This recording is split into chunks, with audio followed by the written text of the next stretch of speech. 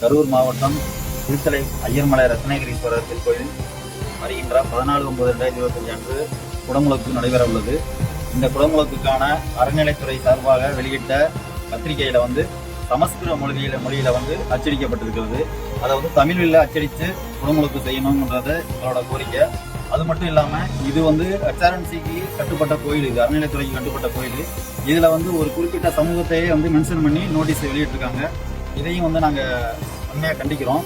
அதை திருத்திக்கணும் அப்படின்னு சொல்லிட்டு ஈஓ கிட்ட ஃபோன் பண்ணி கேட்குறப்ப இதுக்கு முன்னாடி அந்த மாதிரி நடந்துருந்துச்சு, நான் 24 தான் பணிக்கில ஜாயின் பண்ணியிருக்கேன், அதனால நானும் அப்படியே போட்டுட்டேன், அடுத்த திருப்பி இதை நான் திருத்திக்கிறேன் அப்படின்னு சொல்லி ஒரு பொறுப்பில்லாதத்தனமா அவர் பதில் சொல்றாரு.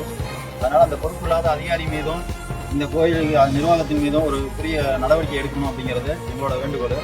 இதுக்கு எல்லா சமுதாய மக்களும் போற கோயில், இது பல்லாயிரக்கணக்கான பேர் வருவாங்க இங்க. ஆனா குறிப்பிட்ட சமுதாயத்தை மட்டும் இதுல மென்ஷன் பண்ணி அச்சடிச்சிருக்க நோட்டீஸ், அதை தவிர்க்கணும்.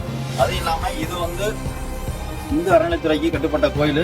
இதுல ஜமீன்தாரர் அப்படின்னு சொல்லி மென்ஷன் பண்ணியிருக்காங்க. ஜமீன்தாரர் கட்டுப்பாட்டுல இந்த கோயில் நடக்கிற மாதிரி ஒரு இதை உருவாக்குறாங்க. அதனால அந்த மாதிரி எதுவும் நடக்கக்கூடாது. இது முழுக்க தமிழில் தான் குடமுழுக்கு செய்யணும் அப்படிங்கிறது எங்களோட வேண்டுகோள். தமிழில் செய்ய முடியாது அப்படிங்கிற பட்சத்தில், நடத்தலை அப்படிங்கிற பட்சத்தில் தமிழர் தேசம் கட்சி சார்பாக இது ஒரு பெரிய போராட்டமாக கொண்டுட்டு போவோம் நாங்கள்.